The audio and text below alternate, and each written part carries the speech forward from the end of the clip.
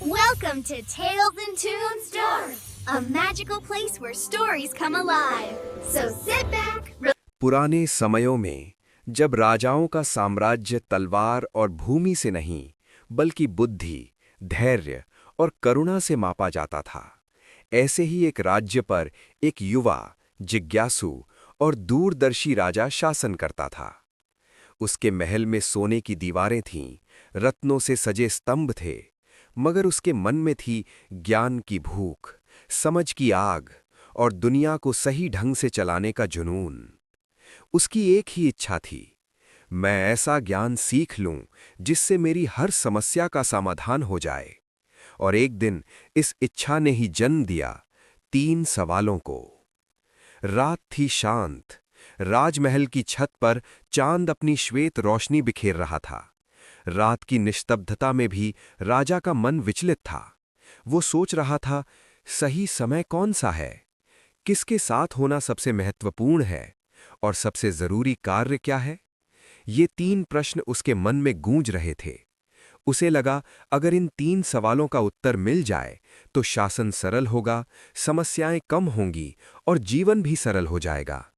अगली सुबह राजा ने पूरे राज्य में घोषणा करवा दी, जो भी इन 3 सवालों के सबसे सही उत्तर देगा उसे विशाल इनाम दिया जाएगा। यही था शुरुआत उस यात्रा की जो राजा को उसकी जिंदगी के असली सत्य तक ले जाने वाली थी।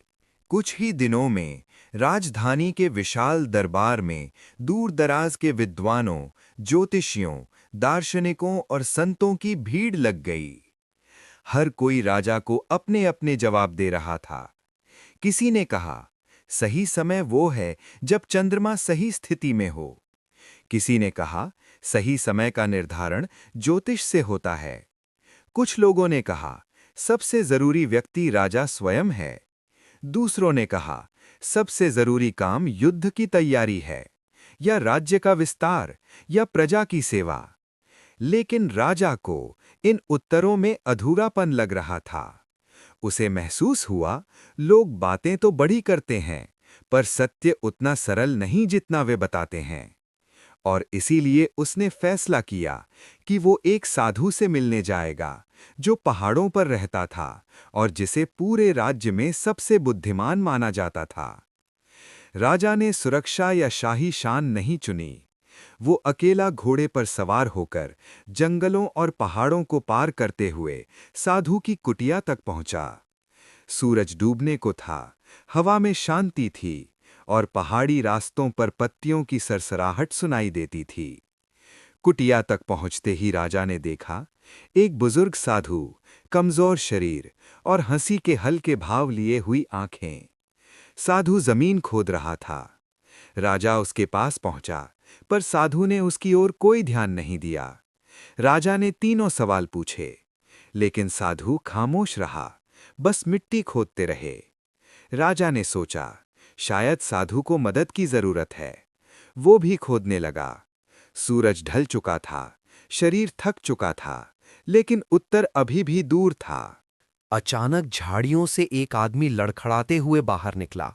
उसका पेट फटा हुआ था, कपड़े खून से भीगे थे। वो वहीं गिर पड़ा। राजा तुरंत उसकी ओर भागा, घाव साफ किया, पट्टियां बांधी, पानी पिलाया। घायल व्यक्ति पूरी रात दर्द से कराहता रहा। राजा उसके पास बैठा रहा। नींद टूटती रही, पर वो उसके पास से उठा नहीं। सुबह होने तक घायल की सांसें शांत हो चुकी थीं। अब वो खतरे से बाहर था। उसने आंखें खोलीं और राजा के सामने हाथ जोड़ दिए। घायल व्यक्ति ने कांपती आवाज में बताया, वो राजा का दुश्मन था। राजा ने उसके भाई को दंड दिया था, इसी वजह से वो राजा को मारने आया था। पर राजा के पहरेदारों ने उसे पहचान लिया और पीछा करते हुए उसे घायल कर दिया। वो मरने वाला था, लेकिन उसी राजा ने, जिससे वो बदला लेना चाहता था, उसकी जान बचा ली। उसकी आंखों में आंसू भर आए, कहा कि अब वो जीवन भर राजा का भक्त रहेगा। राजा ने उसे माफ कर दिया और अपनी सेवा का वचन दिया।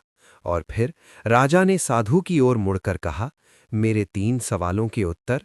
साधु मुस्कुराया और पहली बार बोला। साधु ने शांत स्वर में कहा, पहला सवाल, सही समय कौन सा है। वर्तमान क्षण ही सही समय है, क्योंकि वही एक समय है जिसमें आप कुछ कर सकते हैं। अतीत जा चुका, भविष्य अनिश्चित है, सिर्फ अभी आपके नियंत्रण में है। दूसरा सवाल, सबसे महत्वपूर्ण व्यक्ति कौन है? वो व्यक्ति जो इस समय आपके सामने है, क्योंकि हो सकता है वही वो आखिरी व्यक्ति हो जिससे आप कभी मिल रहे हों। तीसरा सवाल, सबसे महत्वपूर्ण काम क्या है? सबसे महत्वपूर्ण काम है जिस व्यक्ति के साथ आप इस समय हैं उसके प्रति भलाई करना। यही जीवन का सार है, यही सारी बुद्धि का फल है, यही शांति का मार्ग है। राजा चुप रहा, उसके भीतर कुछ बदल चुका था। वो समझ गया था कि उत्तर न किताबों में है, न विद्वानों में, न बड़े बड़े सिद्धांतों में। उत्तर थे एक साधारण बूढ़े साधु की शांत मुस्कान में, एक घायल दुश्मन के पश्चाताप में, और उन क्षणों में जहां जीवन ने उसे खुद सिखाया कि सबसे महत्वपूर्ण क्या है। वो वहां से लौटा, एक बदला हुआ राजा बनकर। इस कहानी में राज का ज्ञान छिपा है कि हम भविष्य के चक्कर में वर्तमान को भूल जाते हैं। हम रिश्तों के जाल में उलझकर वर्तमान व्यक्ति की कीमत नहीं समझते, और हम बड़े लक्ष्यों की दौड़ में मानवता के सरल कार्य, दयालुता, सेवा, प्रेम को भूल जाते हैं। पर जीवन इन 3 बातों से ही चलता है: अभी का समय, अभी का व्यक्ति और उसके प्रति भलाई। और यही था राजा के 3 सवालों का उत्तर। अगर कहानी ने आपके दिल को छुआ हो, अगर इसने आपको सोचने पर मजबूर किया हो, तो याद रखिए, ये सिर्फ कहानी नहीं, जीवन का सच है।